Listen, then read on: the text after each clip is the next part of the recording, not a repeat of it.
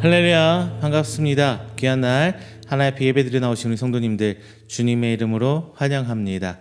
우리 다 함께 이곳에서 찬양하시면서 하나님께 기쁨의 예배 그리고 감사의 예배 드리도록 하겠습니다. 다 함께 찬양합니다.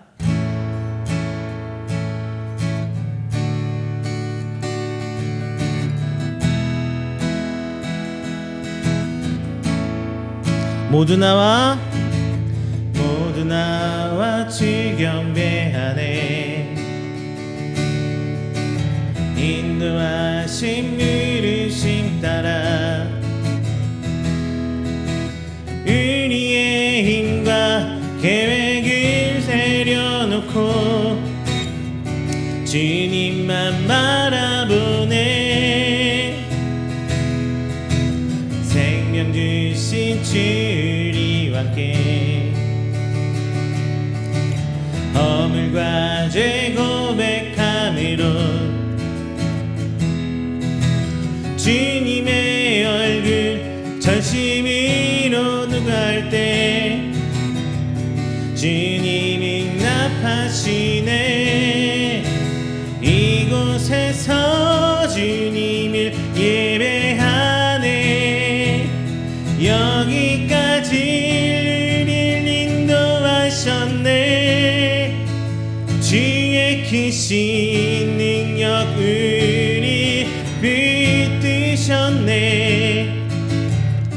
주님 앞에 나올 때 이곳에서 우리는 예배하네. 행하실 일 다 함께 노래하네. 우리를 돌이키시는 주의 계획 이곳에 세우셨네. 우리를 위해 모두 나와 주 경배하네. 인도하심 물으심 따라 우리의 힘과 계획을 내려놓고 주님만 바라보네. 생명 주신 주님과 함께 허물과 죄 고백함으로 주님의 얼굴 전심으로 구할 때 주님 응답하시네. 이곳에서 우리를 예배하네. 여기까지 우리를 인도하셨네. 주의 크신 능력 우리 붙드셨네. 주님 앞에 나올 때 이곳에서 우리는 예배하네. 행하실 일 다 함께 노래하네. 우리를 돌이키시는 주의 계획 이곳에 세우셨네. 우리를 위해 이곳에서 주님을 예배하네. 여기까지 우리를 인도하셨네. 주의 크신 능력 우리 붙드셨네. 주님 앞에 나올 때 이곳에서 우리는 예배하네. 행하실 일 다 함께 노래하네. 우리를 돌이키시는 주의 계획 이곳에 세우셨네. 우리를 위해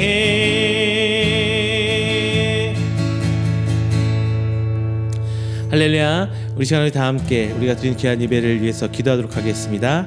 사랑의 하나님 감사합니다. 귀한 날 모이게 하심에 주의 이름을 찬양하며 또 그리고 기도하며 한자리에 모여 교제하며 예배드리게 주신 감사드립니다. 이 예배를 통하여 주님 홀로 영광 받아주시고 우리가 드린 오늘 예배를 통하여 저희들 하나님과 좀 더 깊은 긴밀한 관계 가운데 하나님 영상을 회복할 수 있는 귀한 예배 될 수 있도록 하나님 아버지 붙들어 주시옵소서.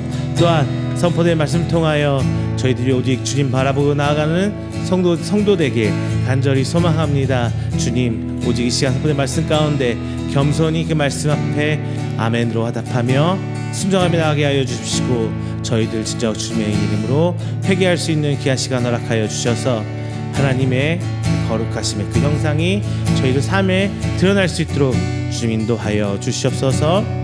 또한 우리 교회 주께서 세우셨사오니 귀한 교회가 세워져 나갈 때 주께서 역사하시사 항상 하나 되며 이 땅까지 세워질 이음께 될 수 있도록 주님 아버지 인도하여 주시옵소서.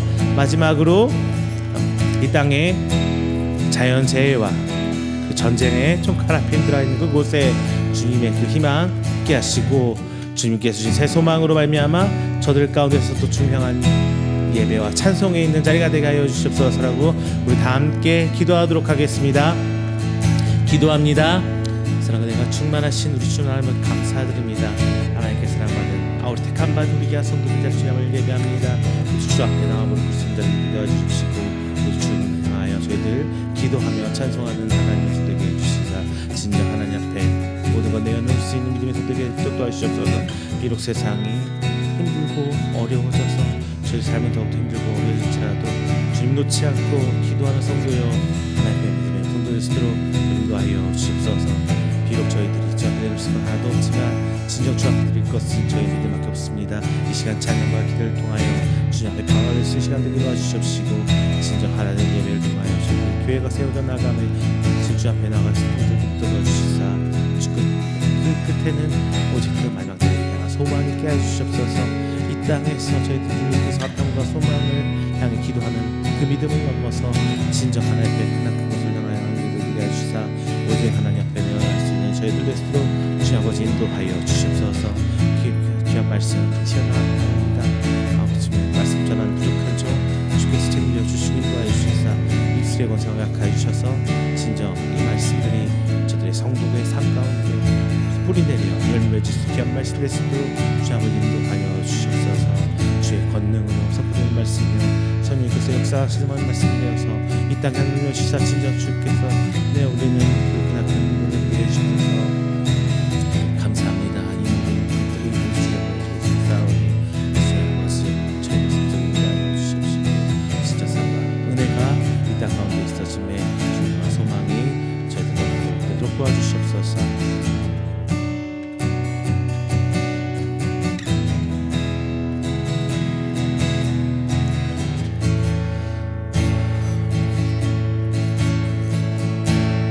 다 함께 찬양합니다. 영광의 주님 찬양하세. 영광의 주님 찬양하세. 모든 영광 능력 찬송 예수님께. 영광의 주님 찬양하세. 주의 백성 모두 함께 찬양하세. 두 손을 높이 들고 주 이름 찬양. 존귀와 영광 모두 주 예수님께. 영광의 주님 찬양하세. 죽으시고 부활하신 만왕의 왕. 다시 한번요. 영광의 주님 찬양하세. 모든 영광 능력 찬송 예수님께. 영광의 주님 찬양하세. 주의 백성 모두 함께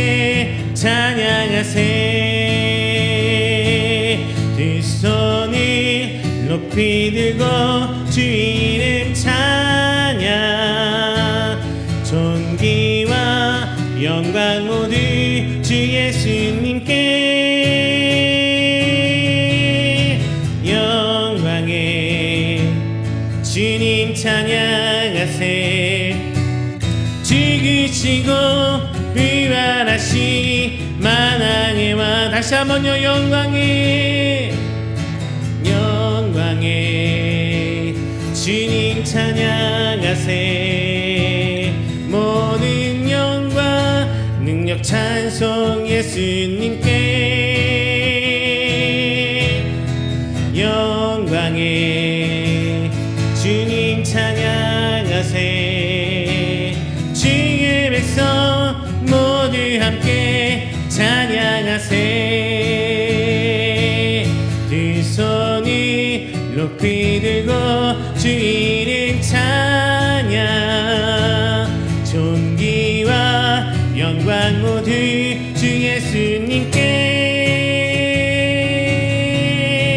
영광의 주님 찬양하세 죽으시고 부활하시 만왕의 왕 예수 열방의 소망 예수 열방의 소망 예수 우리의 위로자 주는 온 땅에 영원한 소망 예수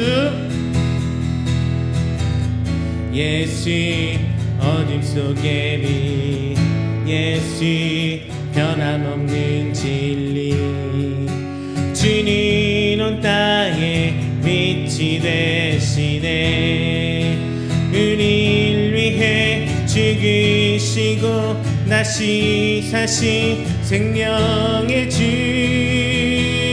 주님만이 소망이요 변함없는 반석이라 주님만이 온 세상을 비추시네 또 죽음에서 부활하신 우리 구주 평강의 왕 주를 믿는 모든 자의 소망 되신 주를 믿네 예수 열방의 소망 예수 열방의 소망 예수 우리의 위로자 주는 온 땅에 영원한 소망 예수 어둠 속의 빛 예수 변함없는 진리 주는 온 땅에 빛이 되시네 우리를 위해 죽으시고 다시 사신 생명의 주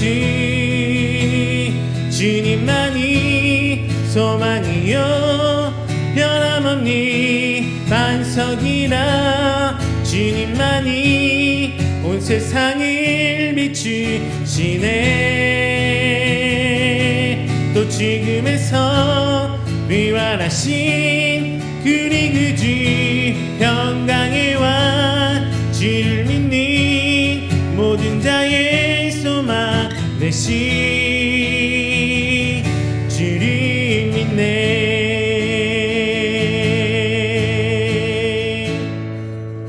할렐루야 우리 이 시간에는 다 함께 우리가 드리는 귀한 예배를 위해서 조용히 기도하며 준비하는 시간 갖도록 하겠습니다. 다 함께 기도합니다.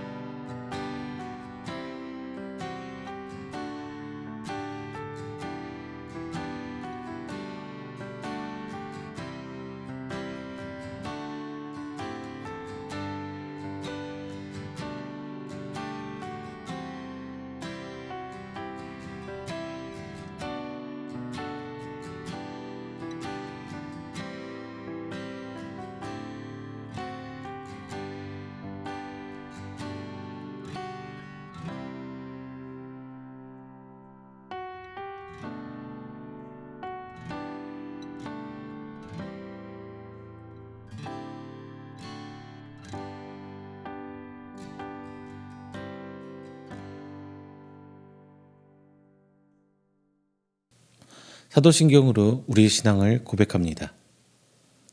전능하사 천지를 만드신 하나님 아버지를 내가 믿사오며 그 외아들 우리 주 예수 그리스도를 믿사오니 이는 성령으로 잉태하사 동정녀 마리아에게 나시고 본디오 빌라도에게 고난을 받으사 십자가에 못 박혀 죽으시고 장사한 지 사흘 만에 죽은 자 가운데서 다시 살아나시며 하늘에 오르사 전능하신 하나님 우편에 앉아 계시다가 저리로서 산자와 죽은 자를 심판하러 오시리라. 성령을 믿사오며 거룩한 공회와 성도가 서로 교통하는 것과 죄를 사하여 주시는 것과 몸이 다시 사는 것과 영원히 사는 것을 믿사옵나이다. 아멘. 다 함께 교동문 17번 시편 29편 함께 봉독하겠습니다. 교동문 17번 시편 29편입니다. 봉독합니다. 너희 권능 있는 자들아 영광과 능력을 여호와께 돌리고 돌릴지어다. 여호와께 그의 이름에 합당한 영광을 돌리며 거룩한 옷을 입고 여호와께 예배할지어다. 여호와의 소리가 물 위에 있도다. 영광의 하나님이 우레소리를 내시니 여호와는 많은 물 위에 계시도다. 여호와의 소리가 힘 있음이여 여호와의 소리가 위엄차도다. 여호와의 소리가 백향목을 꺾으심이여 여호와께서 레바논 백향목을 꺾어 부수시도다. 그 나무를 송아지 같이 뛰게 하심이여 레바논과 시륜으로 들송아지 같이 뛰게 하시로다. 여호와의 소리가 화염을 가르시도다. 여호와의 소리가 광야를 진동하심이여 여호와께서 가데스의 광야를 진동시키시도다. 여호와의 소리가 암사슴을 낙태하게 하시고 삼림을 말갛게 벗기시니 그의 성전에서 그의 모든 것들이 말하기를 영광이라 하도다. 여호와께서 홍수 때에 좌정하셨음이여 여호와께서 영원하도록 왕으로 좌정하시도다. 여호와께서 자기 백성에게 힘을 주심이여 여호와께서 자기 백성에게 평강의 복을 주시리로다. 아멘. 다 함께 찬송가 90장 찬양하겠습니다.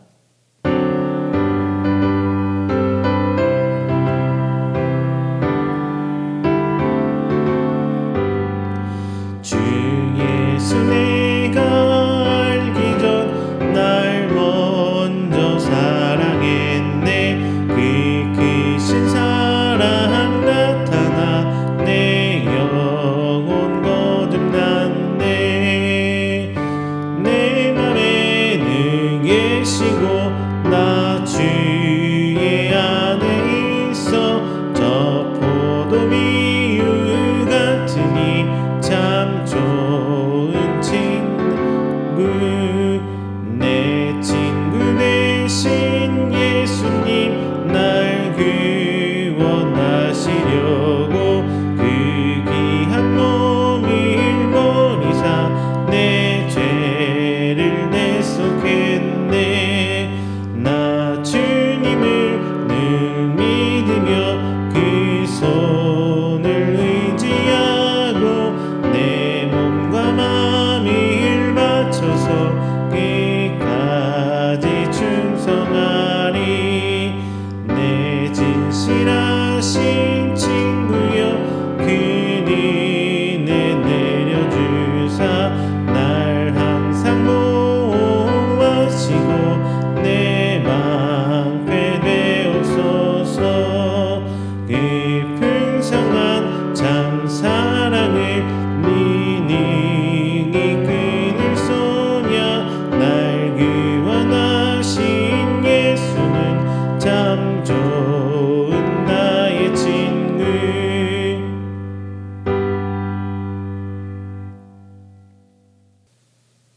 이 시간에는 우리가 함께 드린 귀한 예배를 위해서 제가 기도하도록 하겠습니다. 다 함께 기도합니다. 사랑의 하나님, 감사드립니다.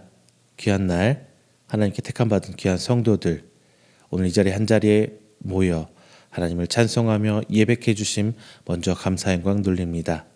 이 한 시간 하나님께 드리는 귀한 예배를 통하여 저들이 주께 다가갈 수 있는 귀한 시간으로 허락하여 주시옵시고, 오직 하나님만 바라고 하나님과 교제하길 원하며 이 시간을 비로소 하나님의 형상을 회복하기를 원하는 귀한 믿음의 시간 될 수 있도록 하나님 이 시간을 붙들어 주시옵소서. 지난 한 주간 삶을 바라보매 세상에 저희들 타협하고 굴복하고 무릎 꿇은 모습을 이 시간 고백합니다. 비록 저희들이 믿음을 갖고 살아간다 하지만 나약한 인간의 옷을 입고 있기에 그 모든 것들이 너무나 힘들기만 합니다. 벅차기만 합니다. 나의 어려움이, 나의 힘듦이, 나의 아픔이 저희를 주저앉게 합니다. 하지만 저희들 믿음 놓지 않고 나아갑니다. 하나님, 때가 이를 때까지 버티고 인내하며 주께서 우리에게 주신 그 사명을 감당할 수 있도록 주께서 보살펴 주시사, 그때가 임할 때까지 진정 하나님의 자녀된 자로서 주면 붙들고 나아갈 수 있도록 하나님 저희들을 인도하여 주시옵소서. 오늘 선포하던 말씀이 그 힘이 되길 원합니다. 오늘 전달되는 그 귀한 말씀으로 저희가 더욱더 주님 붙들기를 원합니다.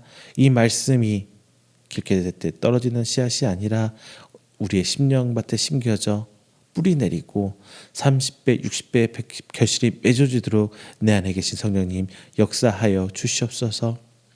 그로 말미암아 저희들의 삶의 모습이 이 땅에 하나님을 드러내는 삶이 될 수 있도록 주께서 인도하여 주시사, 그로 말미암아 저희들이 하나님께 사용되며 저희들 사명이 오직 하나님을 드러내는 데 이룩할 수 있도록, 이루어질 수 있도록 하나님께서 인도하여 주시옵소서. 부족한 종 오늘 시간 말씀 전합니다. 이스라엘 권사 허락하시사 귀한 말씀으로 말미암아 저희가 눈앞에 보이는 이것을 넘어선 그 이상의 것을 바라보길 소망합니다. 오늘 귀한 말씀 통하여 우리 성도들이 더욱더 하나님 앞에 눈에 보이는 물질적인 것, 세상인 것, 그런 것들보다 하나님께 원하시는 그 사명과 생명을 바라보게 하시고, 하나님 앞에 나를 드러내기보다 하나님을 드러내는데 조금 더 노력하는 우리 성도 되시도록 하나님 아버지 인도하여 주시옵소서. 우리는 오늘 이 시간 함께 예배드립니다. 다만 오늘 이 시간 그 어딘가에서는 총칼이 난무하며 그 어딘가에서는 자연의 재해 앞에 주저앉고 있는 곳들 있습니다. 하나님, 그곳에서도 비록 어렵지만 하나님을 향한 새 소망 있게 하시고 새 힘 얻게 하여 주셔서 하나님 향한 찬양과 예배가 넘쳐지는 하나님의 복음의 그 자리가 그곳이 될 수 있도록 주님 붙들어 주시사, 그곳에 사역하던 귀한 선교사님과 목사님들 주께서 채워주시고 그곳을 향한 주의 복음의 발길들이 나아감에 귀한 선교의 사역들이 이루어질 수 있도록 하나님께서 인도하여 주시옵소서. 오늘 우리 함께 예배 시작합니다. 이 모든 시간 하나님께서 시종일관 붙들어 주실 줄 믿사옵고 사랑이 많으신 예수님의 이름으로 기도드립니다. 아멘. 오늘 함께 은혜 나누신 말씀은 마가복음 1장 35절부터 45절까지 말씀입니다. 마가복음 1장 35절부터 45절까지 말씀, 제가 가진 성경 신약 54페이지입니다. 다 함께 찾으셔서 한 목소리로 봉독하겠습니다. 마가복음 1장 35절부터 45절까지 말씀 다 함께 봉독합니다. 새벽 아직도 밝기 전에 예수께서 일어나 나가 한적한 곳으로 가사 거기서 기도하시더니 시몬과 및 그와 함께 있는 자들이 예수의 뒤를 따라가 만나서 이르되 모든 사람이 주를 찾나이다. 이르시되 우리가 다른 가까운 마을들로 가자. 거기서도 전도하리니 내가 이를 위하여 왔노라 하시고, 이에 온 갈릴리에 다니시니며 그들의 여러 회당에서 전도하시고 또 귀신들을 내쫓으시더라. 한 나병 환자가 예수께 와서 꿇어 엎드려 간구하여 이르되 원하시면 저를 깨끗하게 하실 수 있나이다. 예수께서 불쌍히 여기사 손을 내밀어 그에게 대시며 이르시되 내가 원하노니 깨끗함을 받으라 하시니 곧 나병이 그 사람에게서 떠나가고 깨끗하여진지라. 곧 보내시며 엄히 경고하사 이르시되 삼가 아무에게도 아무 말도 하지 말고 가서 내 몸을 제사장에게 보이고 내가 깨끗하게 되었으니 모세가 명한 것을 드려 그들에게 입증하라 하셨더라. 그러나 그 사람이 나가서 이 일을 많이 전파하여 널리 퍼지게 하니 그러므로 예수께서 다시는 드러나게 동네에 들어가지 못하시고 오직 바깥 한적한 곳에 계셨으나 사방에서 사람들이 그에게로 나아오더라. 아멘. 할렐루야, 반갑습니다. 지난 한 주간도 하나님의 은혜 가운데 평안하셨습니까? 본문의 말씀 내용은 가버나움을 비롯한 갈릴리 사역에 이어서 예수님과 제자들의 행적과 그리고 나병 환자를 치유하신 예수님의 이야기가 담겨져 있습니다. 예수님께서는 갈릴리 지역에서 전방위적인 치유 사역을 하셨고 예수님의 복음을 선포하셨죠. 그리고 그 수많은 사람들이 예수님을 따라오는 와중에 예수님은 조용한 곳으로 기도하러 가셨습니다. 자, 이에 반면에 제자들의 모습을 보면요, 예수님의 이 인기에 편승하려는, 그래서 그것을 뭔가 누려보고 싶고자 하는 제자들의 모습이 오늘 성경 말씀에 나와 있습니다. 우리들의 삶과 신앙생활에서 이 제자들과 같은 면모가 좀 보이는 것 같아요. 시작은 예수님을 위해서, 하나님을 위해서, 시작은 하나님께 영광 돌리기 위해서 이런 식으로 많이 시작을 해요.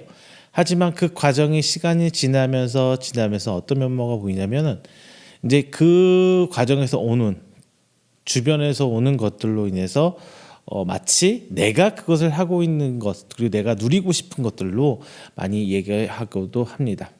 혹은 거꾸로 어떤 편견의 시선으로 쳐다보기도 하고 예수님께 다가오려는 그 어린아이를 가로막는 장면도 우리 생각하시면 될 것 같아요.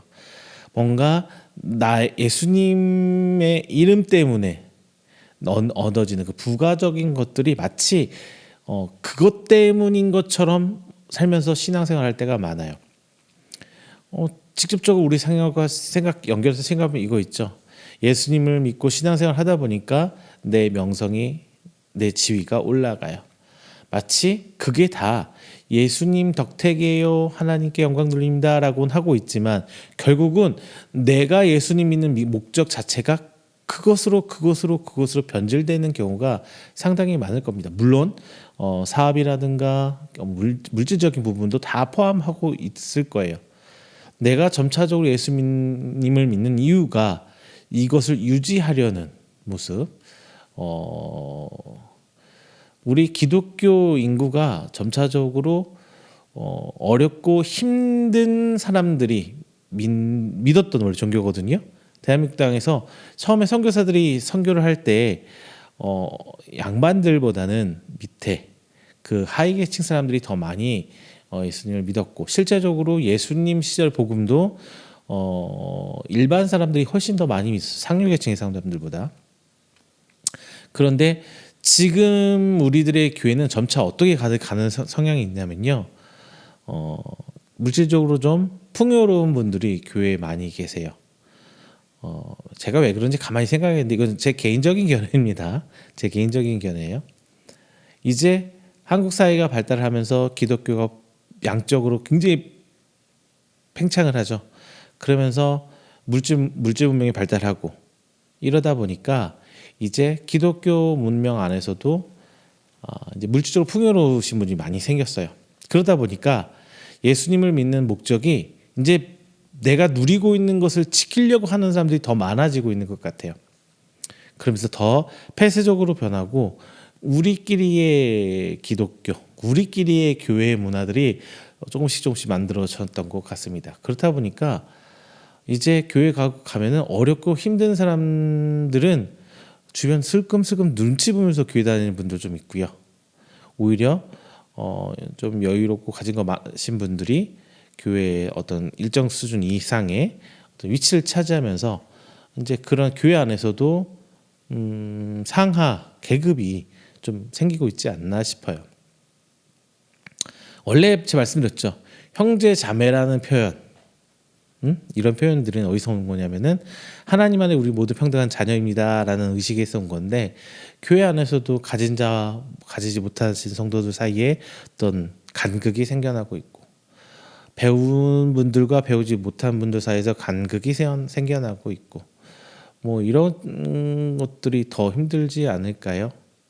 이제 이제 물론 동네별로도 보면은 좀 잘 사는 중산층 이상들이 사는 동네들이 있고, 어렵고 힘들게 사시는 분들이 사는 동네가 있는데, 오히려 중산층 이상이 사는 그 지역에 있는 교회들은 성도들이 적지 않게 더 많고, 오히려 힘들고 어렵게 사는 분들은 숫자는 많은데 그 교인 수는 더 줄어가고 있는 경향이 없지 않아 보이는 것 같습니다. 자, 여러분, 이렇게 우리들이 살아가는 가운데 우리의 삶은 내가 바라보는 것, 내가 목적하는 것, 그 뒤 이면을 바라봐야 되는 게 우리 신앙인, 우리 기독교인이 아닌가 싶습니다. 우리의 삶이 이 땅에서 끝나는 게 아니잖아요. 저 천국을 바라보며 천국의 소망을 두고 우리들이 살아가야 하는데, 우리들이 목표한 것, 그 이상의 것을 바라보는 신앙을 오늘 예수님의 모습과 그리고 제자들의 모습을 통해서 한번 은혜를 나눠보도록 하겠습니다. 먼저 첫 번째는요, 명성보다는 사명을 바라보시길 바랍니다.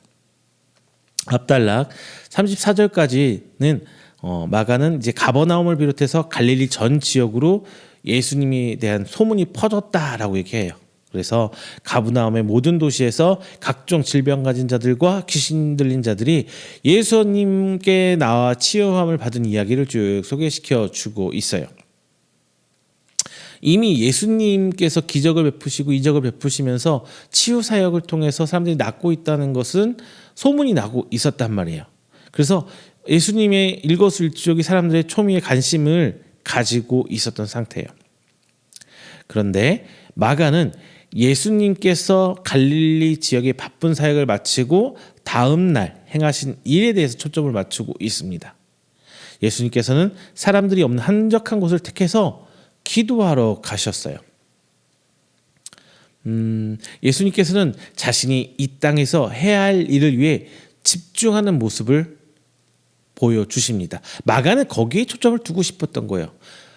이와 대조적으로 이제 37절에 이렇게 표현하고 있어요. 만나서 이르되 모든 사람이 주를 찾나이다 해서 시몬을 비롯한 예수님의 다른 제자들은 이전까지 행해졌던 예수님의 사역과 그로 인해서 생겨난 대중적인 인기에 한층 고무된 것 같아요. 그렇잖아요. 내 주변에 또 유명한 사람이 있으면 나 누구하고 무슨 사이야 뭐 이렇게 자랑하고 싶죠. 마치 나도 그 사람 덕분에 잘난 것처럼. 예수님의 제자들이 똑같은 상황이었던 거예요. 예수님 때문에 모이던 사람들이 모여드니까 제자들한테 물어보는 거예요. 예수님 어디 갔어요? 예수님 어디 갔어요? 그러면 제자들은 이제 거기 사람들이 자기한테 관심이 모이니까 권력 아닌 권력을 주게 된다는 느낌. 이 사람 예수님을 향해서 몰려온 사람들을 향해서 우리 옛날 드라마 있죠. 줄을 서시오 뭐 이런 거. 마치 거기에 따른 권력을 취하는 듯한 느낌에 대해서 아마 이 제자들이 고무됐던 것 같습니다. 물론 제자들 입장에서는 자기들의 선생님 예수님이 어떤 대중적인 인기를 얻었다는 것 자체는 기분 나쁜 일 아니죠. 좋은 일이었어요. 그래서 예수님을 찾기 위해서 주변을 막 찾아다녔을 거예요. 사람들이 예수님 어디 있어요? 예수님 어디 있어요? 막 구름대처럼 몰려면 찾으니까 예수님 찾아야죠. 그런데 마침내 예수님을 찾아내고서는 사람들이 예수님을 찾고 있다는 사실을 예수님께 이제 알려드리죠. 여기서 보겠습니다. 본질을 충실하기 위해서 하나님과의 교제 시간을 위해서 새벽 기도에 하러 나오신 예수님의 모습과 이 예수님의 인기를 등에 업고 뭔가를 얻으려는 그 대중의 인기사에서 나름 자신감을 가지려는 이 제자들의 모습 사이에서 뭔가 이질감 그리고 대비되고 있는 듯한 모습을 여러분 느끼시지 않으신가요? 사역 후에 기도하기 위해서 다른 곳으로 떠나시는 모습은 마가복음 6장 46절 무리를 작별하신 후에 기도하러 산으로 가시니라 이렇게도 성경에서 곳곳이 발견되고 있어요. 그러면은 이제 제자들 입장은 그러죠. 물 도울 때 노저어라 뭐 이런 말 있잖아요. 막 사람들 몰려드니까 예수님 여기서 더 치유 사역도 보이시고 기적도 보여서 그동안 우리 좀 돈도 좀 헌금도 좀 받고 뭐 이렇게 하기를 원했겠죠, 제자들은. 그런데 예수님은 이런 제자들의 기대와는 달리 다른 마을, 이웃 마을로 가자고 제안하십니다. 예수님께서 다른 마을 가자간 이유는 뭘까요? 예수님께서 치유 사역을 보이셨던 이유는 그 생명을 사랑해서 낫게 하기 위한 것도 분명히 있겠지만 더 큰 것은 치유하는 것을 보여줌으로써 살아계신 하나님을 드러내려고 한 거고, 그 다음에는 복음을 전파하는 도구로 쓰셨던 거예요. 이 사람 한 생명이 치유받아는 것도 중요한데 또 다른 곳에 가서 복음을 전해야 되잖아요. 예수님께서 중요한 거는 이 사람들 틈에 어울려서 그로 인해서 내 지위와 권위와 물질적인 것을 차곡차곡 쌓아 올려간다기보다는 복음을 계속 전하기를 원하셨어요. 여기서 저는 조금 우리 목회자들이 좀 반성해야 하지 않을까 싶어요. 우리 기성교회 스타일은 그렇죠.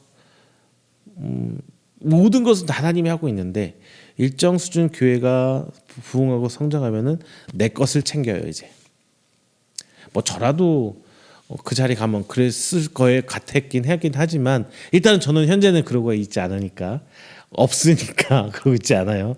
없으니까. 자, 근데 일정 수준 넘어가면은 내 것을 챙기기 시작하고 내 명성을 쌓아 올려요. 저도 뭐 목사님들 많이 뵙고 있으니까 노예도 가고 시찰도 가고 목사님들 얘기 들어보면은 일단 어느 정도 위치가 되면은 권위도 쌓고 지위도 쌓고 정치적인 입지도 교단 안에서 탄탄히 해야 되고 그거 하려면은 물질적인 헌금도 많이 해야 되고 막 이런 것도 생기거든요. 그러면서 이제 여러 가지가 보여요, 행태들이. 그런데 예수님께서 진짜 목적하신 것을 지키려고 하는 그 자세, 그런 것도 있어요. 내가 이곳에 행하는 그 목적이 무엇인지 분명히 정해야 되는 건 사실인 것 같습니다. 내가 얻을 수 있는 뭔가를 기대하고 그것을 막 추구하고 나가기보다는 그 본질적인 것, 그 우리 사명을 분명히 봐야 된다는 거예요. 예수님께서는 38절 이렇게 말씀하세요. 이르시되 우리가 다른 가까운 마을들로 가자. 거기서 전하리니 내가 이를 위해 왔노라 하시고 이렇게 밝혀있거든요. 내가 이를 위해서 왔다. 전도를 위해서 복음을 전하기 위해서 이 땅에 오셨다는 것을 말씀하시는 거거든요. 직역하면 내가 이 일을 위해서 왔다. 이건데 이 표현은 문자적으로 예수님께서 이 일을 위해서 가버나움에 왔다는 것을 말할 수 있지만 오히려 하나님 나라의 복음을 전하기 위해서 이 땅에 내려왔다. 이렇게 해석하는 게 좀 더 맞을 것 같아요. 제자들이 인기에 편승하려는 모습과 대조적으로 예수님께서는 자신이 해야 하는 사역의 본질을 제자들에게 분명하고도 단호하게 설명하십니다. 예수님께서는 자신이 해야 하는 사역의 본질을 제자들에게 분명하고 단호하게 설명하신 거예요. 예수님께서는 온 갈릴리 지역을 다니면서 회당에서 선포하시고 귀신을 내쫓으셨습니다. 여기서 하나님 나라의 선포와 축기 사역이 연결되어 잘 설명되고 있습니다. 이거는 분명히 논리적으로 어떠한 연결점을 가지고 있어요. 하나님 나라는 하나님의 종말론적인 통치거든요. 그 통치를 선포하는 건데 그 통치가 선포되는 곳에서 사단이 쫓겨나는 건 당연한 거죠. 당연한 결과예요. 따라서 마가의 설명은 이 축기, 귀신을 쫓아내는 그 자체에 대해서 신비로움을 강조하려는 게 아니에요. 기적과 이적을 강조하려고 오늘 본장 말씀에 적어놓은 것이 아닙니다. 강조하고 싶었던 것은 마가가 이 마가복음 쓰면서 이 장면을 기록하면서 강조하고 싶었던 것은 예수님의 하나님 나라의 선포를 통한 결과로 축기가 일어나고 있다는 것, 귀신이 쫓겨나가고 있다는 것을 보여주고 싶었던 거예요. 우리는 일반적인 삶에서 나 자신의 개인의 명성, 즉 실질적인 이득을 생각하고 살아갑니다. 저도 마찬가지고요. 먹고 살아야 되고 자녀도 있고 삶을 영위해야 되는데 어떻게 이것을 벗어나서 살 수 있을까요? 그건 정말 어려운 거예요. 하지만 본문에서 마가는 제자들이 얻은 명성과 그 뒤에 본질을 생각하시는 예수님의 모습을 비교하고 있습니다. 과연 우리의 삶에서 이런 하나님과 대화는 얼마나 나누고 계십니까? 축구에서 나타나는 것도 같은 맥락입니다. 귀신이 쫓겨나는 현상에 대해 초점을 맞추기보다 예수님을 통한 하나님 나라의 승리에 대해서, 특별히 영적 승리에 대해서 이야기하고 싶은 거예요. 어떤 특별한 응답을 통해 얻은 결과물이 아니라 그 과정에서 만난 하나님을 성경은 집중하고 있습니다. 그리고 그 방향을 제시하지만 결말은 항상 열린 결말을 보여주고 있어요. 자, 우리 삶에서 보이는 실질적인 그 이익을 넘어서서 하나님이 우리에게 주신 그 사명을 바라보시기를 부탁드립니다. 두 번째는요, 편견보다는 생명을 바라보시길 바랍니다. 편견은 뭐예요? 내가 이미 사전에 가졌던, 내가 판단했던 그 견해를 말하는 거거든요. 근데 우리 인간은 이 편견에서 벗어나기가 쉽지 않아요. 내가 이미 한번 그 사람에 대해서 그 뭔가에 대해서 딱 결정을 지으면은 벗어나기가 쉽지 않아요. 저도 그래요. 이 사람은 어떤 사람이야 첫눈에 딱 대충 감을 내리잖아요. 그러면은 그 편견에서 쉽게 벗어나지지 않아요. 제가 이렇게 저희 사진을 찍어 온 손님들 딱 들어올 때 얼굴들이 많이들 이렇게 긴장하고 오세요. 그러면 저도 딱 얼굴들에 보이는 거, 그리고 첫 마디에 던지는 말들, 대화들 통해서 나도 모르게 그 사람에 대한 편견을 첫인상에 대한 편견이 딱 생겨요. 아, 이분은 이러이러한 분이겠구나. 저런 분은 이러이러한 분이겠구나. 그리고 손님한테 안내하는 방향이라든가 이런 설명해 주는 부분이 조금씩 달라지게 해요. 그리고 이거는 서비스 차원이지만 더 이게 구매하신 사진, 증명사진보다 또 다른 부분을 더 서비스해 드릴 수도 있고, 저도 기분 좋으면이 아니라 손님들 오셨을 때 뭐 같이 오신 분들 같이 사진 하나 찍어서, 두 분이 오시면 두 분 같이, 세 분이 오시면 세 분 같이 그냥 선물처럼 사진 찍어 드릴 때도 있습니다. 근데 이분은 그 첫 인상이 더 중요한 것 같아요. 첫인상이 좋으신 분들은 조금 더 선물 더 해드리고, 선인상이 좀 안 좋게 딱딱하신 분들은 안 그러는. 근데 이 첫인상이 언제 깨지느냐? 이제 사진 찍고 들어와서 사진 확인하고 후작업하면서 이런저런 얘기를 하게 되는데, 그러면서 그런 편견들이 많이 깨지고, 그때 그분들도 목소리도 바뀌고 표정도 바뀌고 그렇더라고요. 관계를 통해서 대화하고 이야기하면서 그분들과의 관계를 통해서 그것들이 하나둘씩 떨어져 나가는데, 첫인상이 잡히는 건 잠깐인데 그 편견이 깨지기까지 시간이 많이 걸려요. 이런 것처럼 편견이 되게 무섭습니다. 오늘 성경에서 정말 자주 나오는 편견 중에 하나가 피부병 계열이에요. 피부병. 피부병 계열은 유대인들이 혐오하는 피부병이거든요. 그리고 불치병으로 간주되어서 하나님께 저주받은 병이라고 그들은 여기고 살았어요. 이런 이유 때문에 나병 환자는 보통 격리되어서 살아가고 일반인들과 같이 살 수가 없었습니다.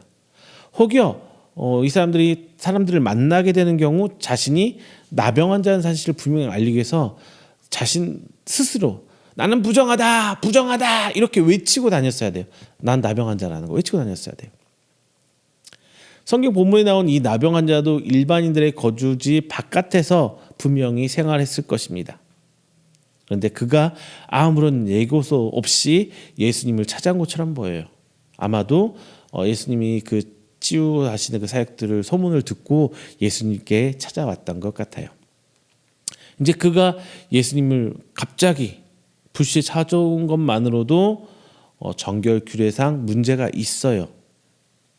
그런데 그 다음 그의 고백에서 보여주듯이 그는 예수님이 자신의 문제를 해결해 줄 수 있다는 믿음을 가지고 예수님께 나옵니다.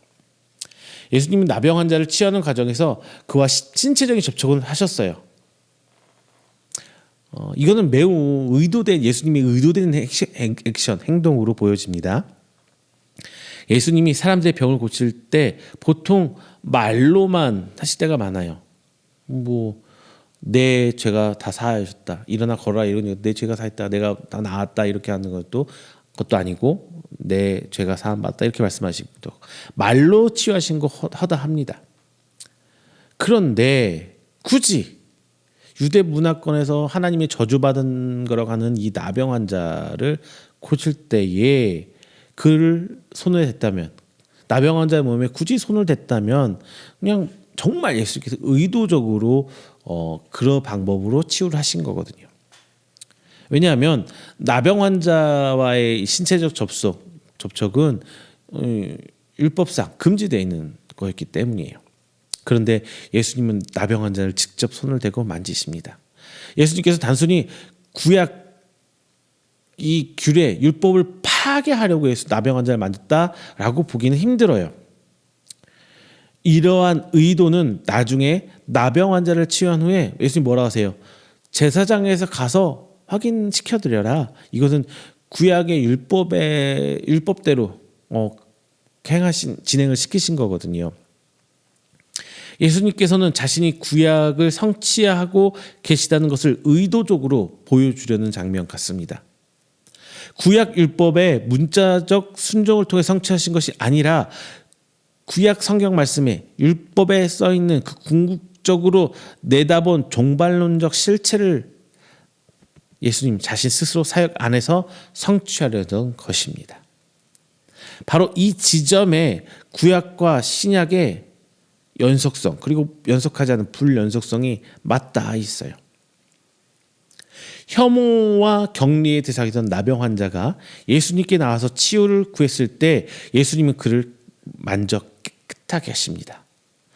제사장에게 보여 치유를 확인하고 이 나병 환자가 가족과 사회로 되돌아가게 하셨어요.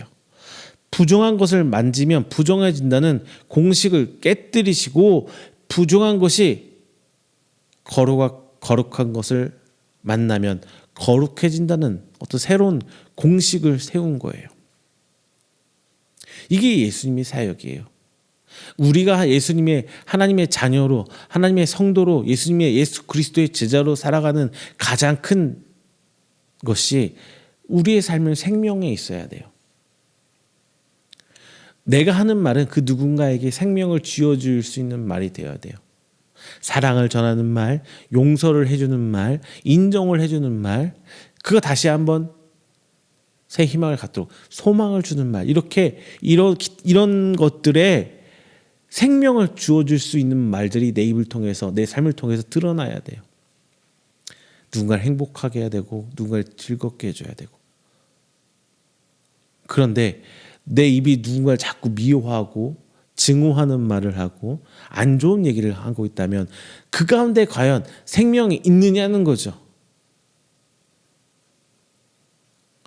말로써 누군가를 세워줄 수 있다면 그것만큼 큰 생명이 어디 있을까요? 우리가 예수님처럼 기적과 이적을 우리의 능력으로 나타낼 수 없어요. 다만 하나님께서 우리를 통해서 일을 하신다면 그런 능력이 나아가겠죠. 내 말을 통해서 누군가가 이 생명을 만나게 된다면 이 말 자체에서도 하나님이 역사하고 있는 거예요. 제가 기도할 때 그러죠. 부족한 입술 하나님께서 권세 허락해 주시고 말씀 전하게 해달라고 제가 기도를 많이 합니다만 이게 왜 그러는 거예요? 내 입술에 통해서 전해지는 이 말씀들이 여러분에게 생명이 되고 여러분이 살아나고 여러분이 다시 일어날 수 있는 이 생명의 메시지가 되길 원하기 때문에 그런 거거든요. 비록 내 자녀에게 야단을 치고 책망을 하는 경우 그 말들이 그에게 생명이 되길 원하는 소망 가운데 하는 말이잖아요. 내 자녀에게 야단치고 하는 거지 막 미움을 담고 짜증을 담고 한다면은 자녀들이 먼저 알아요. 하지만 내가 전달하는 그 말들이 그 자녀들에게 생명이 된다면, 자녀가 새로 변화할 수 있고 고쳐질 수 있는 점이 있다면 그 자녀는 그래도 우리 부모를 사랑하고 존경할 수 있는 거 아닐까요? 우리 삶에서도 이렇게 일어나길 바랍니다. 편견을 통해서 누군가를 치워버리고, 아우 교회 들어오는데 술 냄새나, 네가 어떻게 성도야, 교회 올 자격도 없는 사람, 이렇게 편견을 갖고 보기보다는 얼마나 힘들면 술 마시고 교회까지 찾아왔을까, 저 걸음이 얼마나 힘들었을까, 교회 문턱이 낮지 않은데, 이렇게 바라볼 수 있지 않을까요?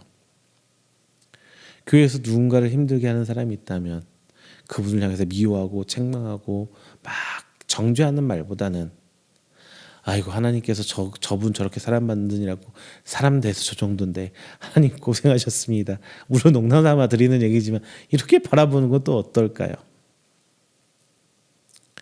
본인도 잘 알 거예요. 내가 누군가를 힘들게 하겠구나, 내가 나 때 이 말 때문에 누군가가 어렵겠구나, 마음 아프겠구나. 본인이 회개해야 하는 거거든요. 대신 회개해 줄 수 없는 거잖아요. 다만 나 스스로 내가 먼저 하나님께 그렇게 변화하고 나를 보고 누군가 또 다시 하나님께 변화하고 온다면은 그 모두가 그렇게 살아갈 수 있는 공동체가 되지 않을까 합니다. 하나님께서 원하셨던, 예수님께서 원하셨던 공동체는 바로 그거 아니셨을까요? 그래서 복음을 막 널리 전파하려고 하셨던 것 같고요. 여러분, 편견보다는 생명을 바라보시길 바랍니다. 자, 마지막 세 번째, 이제 드러냄보다 좀 감춤을 한번 선택해 보시길 바랍니다. 예수님께서는 구약 말씀, 구약 레위기 14장 말씀을 염두에 두시고 나병 환자에게 이제 다 나은 몸을 제사장에 가서 보여라 이렇게 말씀하시죠. 이것은 앞전에서 말씀드렸던 것처럼 단순히 율법을 파괴하시는 분이 예수님이 아니라는 것을 분명히 드러내십니다. 그렇다고 해서 예수님께서 율법에 대한 문자적인 써있는 그대로 지켜야 된다고 이런 순종을 요구하시는 분도 아니세요. 예수님께서 직접 나병 환자를 손으로 만지셨잖아요. 예수님은 사실 구약의 정결법이 바라보았던 실체며 구약 율법의 완성이시잖아요. 구약 규례를 따르는, 구약의 율법을 따르라는 예수님의 조치는, 이 방법은 공동체에 살아야 했던 이 나병 환자를 위한 배려고 사랑이셨습니다. 구약 율법을 완성하신 분으로서 율법에 자유하신 분이 이제 나병 환자 입장에서 그를 배려하시고 이해하신 거예요. 예수님은 나병 환자를 치유하시고 누구에게든지 아무것도 말하지 말라고 엄히 경계하며 보내십니다. 이런 비밀을 유지하라는 말씀은 마가복음에서 빈번히 등장하고 있어요. 여기서는 아마도 나병 환자의 치유가 야기시킬 수 있는 불필요한 인기나 과도한 어떤 관심들, 너무 예수님을 추종하려는 이런 세력들에 대한 것을 미연에 방지하려는 예수님의 의도로 보이긴 합니다. 그런데 나병 환자는 예수님이 바른 대로 했나요? 아니죠. 버드한 반대로 하세요.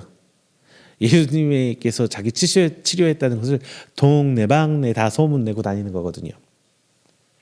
실제로 그가 말 안 하고 조심한다고 해서 뭐 예수님께서 치유 사역들이 얼마나 비밀에 붙여졌을까마는 생각해 보세요. 불치병인 나병이, 그 당시 의학을 치료할 수 없었던 이 나병이 치유됐다. 어떻게? 왜? 이런 궁금증을 가게 되잖아요. 왜 이런 궁금증을 가게 되냐면은 나병 환자가 낫게 되면 제사장한테 보이고 제사장이 선포해야 되거든요. 그럼 필연적으로 비밀이 오래 유지될 수가 없었던 거예요. 그런데 이 일로 예수님의 인기는 더 많아졌어요. 그래서 예수님의 사역은 더 힘들어져요. 사람들이 너무 몰리니까 그 사이를 피해다니기 힘드신 거예요. 힘들어졌죠. 이제 예수님이 더 이상 대놓고 편안하게 마을에 들어갔다가 마을 밖으로 나와서 기도하고 또 다른 마을로 가서 복음 전하고 이거 자체가 힘들어져요. 왜 이제 사람들이 매달리기 시작하잖아요. 막 구름대처럼 몰려가고 주변을 둘러싸서 예수님 좀만 며칠만 더 있다가 가세요. 가지 마세요. 여기 계시면 안 돼요. 막 사람들이 이렇게 매달렸을 거 아닌가요? 이런 사람이 있다면 왜 예수님 한 사람을 위해서 여러 사람이 들어오죠? 생각해 보세요. 단순히 치료와 복음 이 문제가 아니에요. 예수님이 들어오서 사람이 모여요. 사람이 모이면 어떻게 돼요? 시장이 형성돼요. 거래가 왔다 갔다 해요. 물건이 많이 소비되기 시작합니다. 경제가 살아난다는 거예요. 그리고 사람이 많이 모이면 그 마을의 권위가 높아져요. 정치적인 이점도 취할 수 있다는 거예요. 예수님 한 명 때문에. 여러 가지 복합적인 문제로 인해서 예수님께 매달리는 사람들, 예수님의 사역을 방해하게 되는 거예요. 자, 마가는 예수님께서 하나님 나라를 직접 이 땅에 선포하시고 실현시킨 분이라는 사실을 나병 환자 치유 사건을 통해서 분명히 제시하고 있습니다. 나병 환자 치유는 하나님 나라가 이루어지는 어떤 메시아 시대의 도래에서 예수님, 즉 메시아가 행할 매우 중요한 항목 가운데 하나로 여겨지기 때문이에요. 또 나병 환자를 치유하면서 예수님은 이전에 보여주셨던 것처럼 대중적 인기에 연연하지 않으십니다. 예수님의 관심은 하나님 나라의 복음을 선포하고 그 나라의 능력을 사람들이 맛볼 수 있게 하는 것이었음을 분명히 드러나시는 거예요. 그럼에도 불구하고 예수님의 이러한 의도는 사람들이 사는 세상 속에서 지속적으로 방해물을 만나게 됐다는 건 여러분 다 알고 계시죠? 자, 제가 두리뭉실하게 여러 말씀드렸습니다만 진짜 중요한 거는 자꾸 내 스스로 무엇인가를 드러내려고 하기보다는 하나님 방법에 순응해서 그 사명을 이루고 가자는 내 묵묵한 내 걸음걸이가 더 중요할 수 있다는 것을 말씀드리고 싶어요. 대부분 사람들 말씀하세요. 하나님 열심히 사역하면서 내가 유명해지고 하면은 나를 보고 사람들이 또 예수님 믿게 된다 이렇게 말씀 많이 하잖아요. 근데 그렇게 오신 분들은 실제적으로 그렇게 많지가 않은 것 같아요.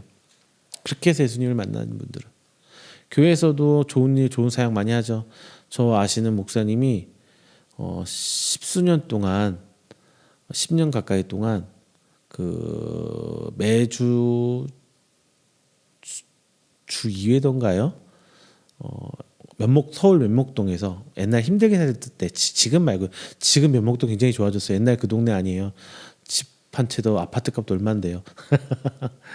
옛날에 10수년 동안 그 동네에서 그 짜장면을 이렇게 나눠줬다고 하더라고요.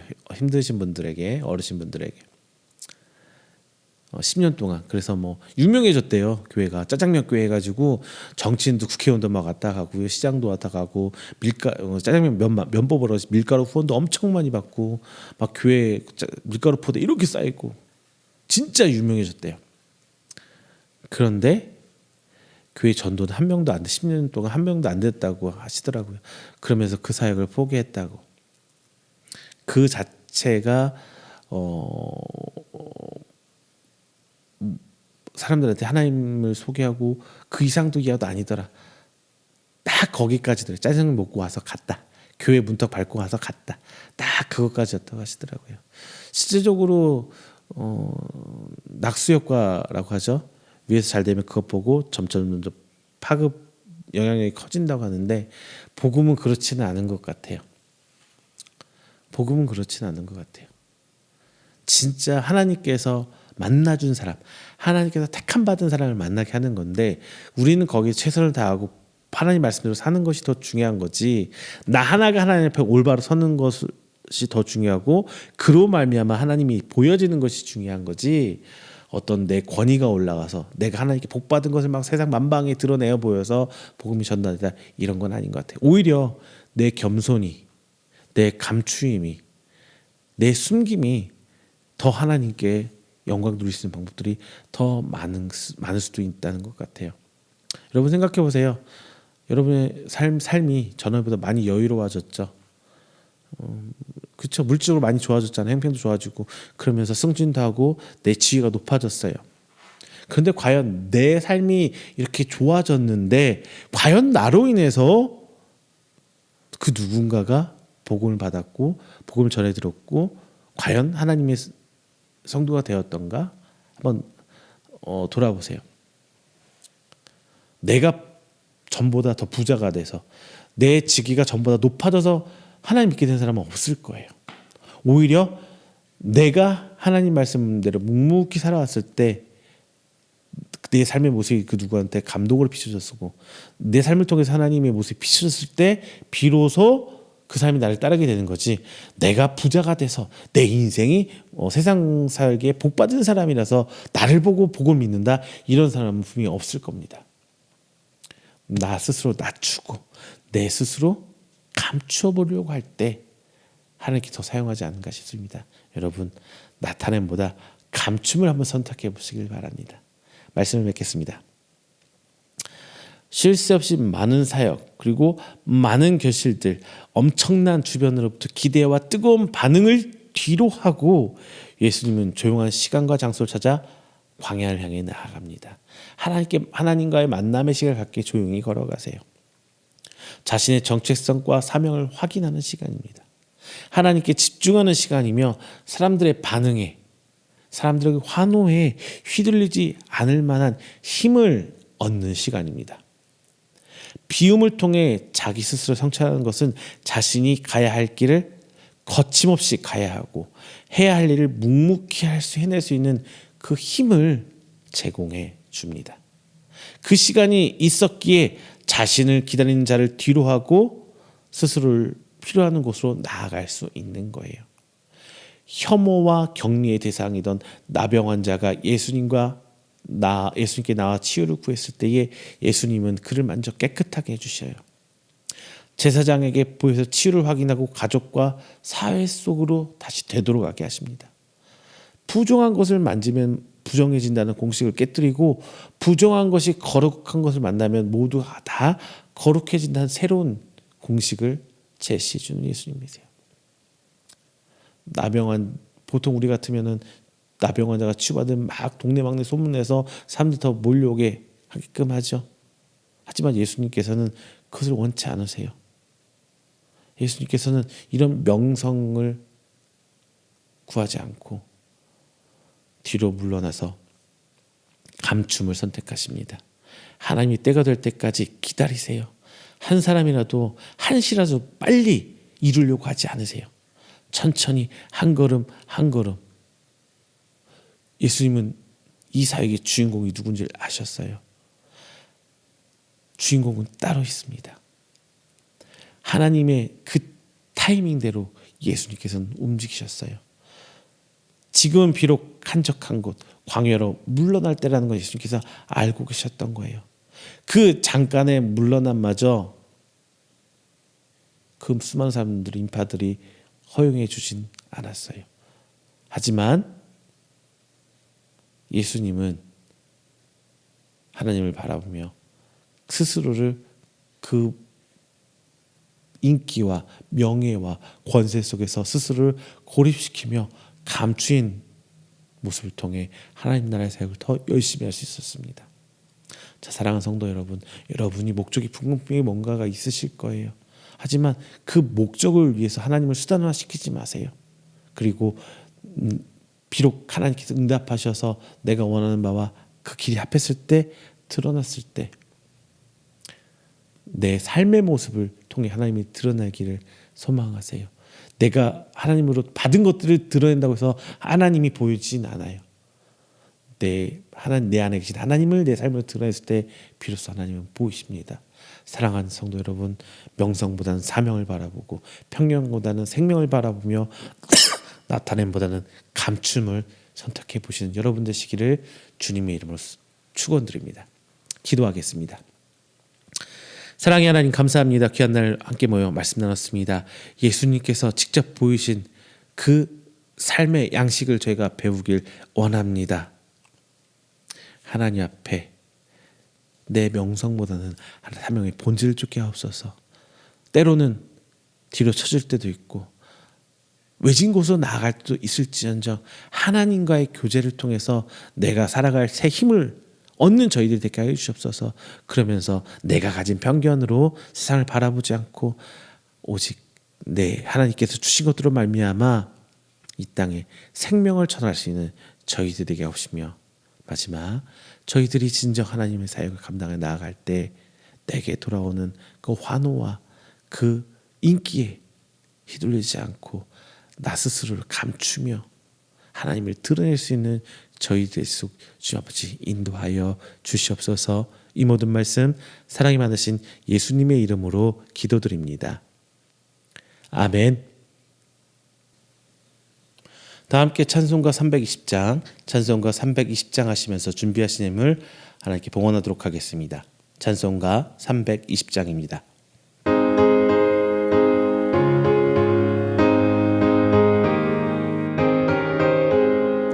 나의 죄를 정케 하사 주의 일꾼 삼으신 그새 주의 넓은 사랑 항상 찬송합니다. 나를 일꾼 삼으신 주 크신 능력 주시고 언제든지 주 뜻대로 사용하여 주소서. 내게 부어 주시려고 은혜 예비하신 주 주의 은혜 채워 주사 능력 있게 하소서. 나를 일꾼 삼으신 주 크신 능력 주시고 언제든지 주 뜻대로 사용하여 주소서. 죄의 짐을 풀어주신 주의 능력 크도다. 나를 피로 사신 예수 내 맘속에 오소서. 나를 일꾼 삼으신 주 크신 능력 주시고 언제든지 주 뜻대로 사용하여 주소서. 주여 내게 성령으로 충만하게 채우사 생명수가 강물처럼 흐르게 하옵소서. 나를 일꾼 삼으신 주 크신 능력 주시고 언제든지 주 뜻대로 사용하여 주소서. 아멘. 이 시간에는 우리가 드린 귀한 예물을 위해서 제가 축복 기도하겠습니다. 다 함께 기도합니다. 사랑의 하나님, 감사합니다. 하나님 은혜 가운데 지난 한 주일간 살고 오늘 또 이 시간으로 하여금 새 한 주를 시작합니다. 주님 은혜로 살았음을 이 시간 고백합니다. 이 모든 것들이 나의 의지와 나의 뜻대로 살아온 것이 아니라 하나님께서 예비하신 바요 하나님께서 베풀으신 은혜로 살았음을 고백합니다. 주님 저희들의 귀한 것 하나님께 드리는 신앙의 고백의 원이 단순히 물질을 넘어서 저희들의 신앙을 하나님께 고백합니다. 이것을 통하여 하나님께서 사용하시사 하나님께서 원하시는 그곳에 쓰게 하여 주시고 30배, 60배, 100배의 결실로 맺어져 하나님 나라가 세워지고 교회가 세워져가는 귀한 예물 될 수 있도록 주님께서 축복하여 주시옵소서. 오늘 이 자리를 통하여 하나님의 11조 예물, 감사의 예물, 주일 예물, 선교의 예물, 갖가지 제목 예물 하나님께 드립니다. 하나님 그 드려진 손길 하나하나 기억하여 주시고 그의 가정 가운데 건강과 화목 허락하여 주셔서 오직 하나님의 은혜가 충만한 가정이요 하나님의 인도하심으로 성장하게 하는 기간 되어서 오직 하나님 나라의 평강이 그곳에 이루어질 수 있도록 주께서 축복하여 주시옵소서. 또한 저들의 기업 주께서 아시오니 더욱더 풍성하게 하여 주시사 저희들의 삶에 물질적 어려움 없고 저희들의 삶이 힘들고 어려움보다 하나님께 주신 화목과 하나님께서 허락하신 그 풍요로움이 저의 가정과 기업을 채워주셔서 살아계신 하나님을 세우고 증거할 때 충성하는 우리 귀한 성도님들의 가정과 기업과 그리고 각 기관이 될수록 하나님께서 축복하여 주시옵소서. 이 모든 말씀 사랑이 많으신 예수 그리스도의 이름으로 축복하며 기도드립니다. 아멘. 다 함께 찬송가 29장 하신 후에 축도로 오늘 예배 마치도록 하겠습니다. 찬송가 29장입니다.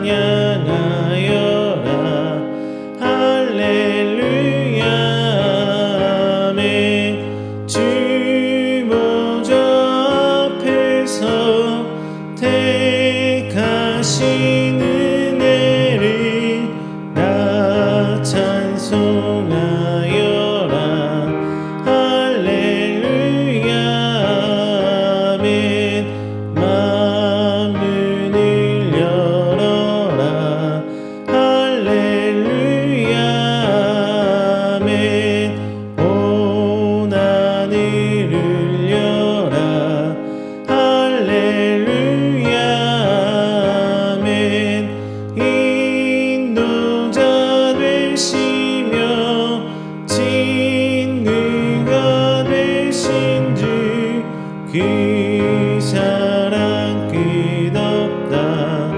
할렐루야 아멘. 주 찬양하여라.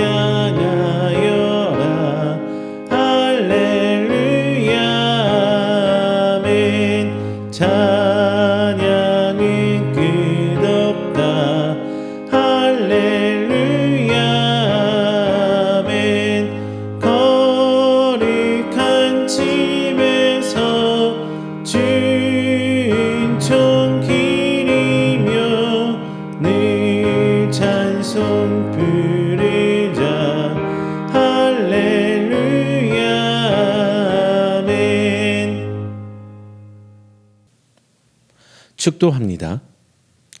여호와는 내게 복을 주시고 너를 지키시기를 원하며 여호와는 그의 얼굴을 내게 비추사 은혜 베푸시기를 원하며 여호와는 그 얼굴을 내게로 향하여 드사 평강 주시기를 원하노라.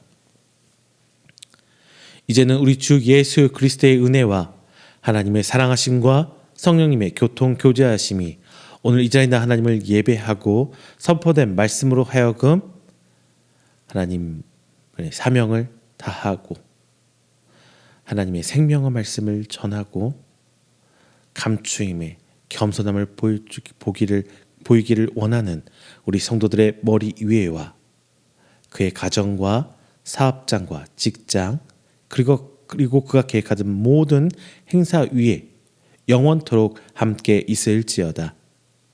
아멘.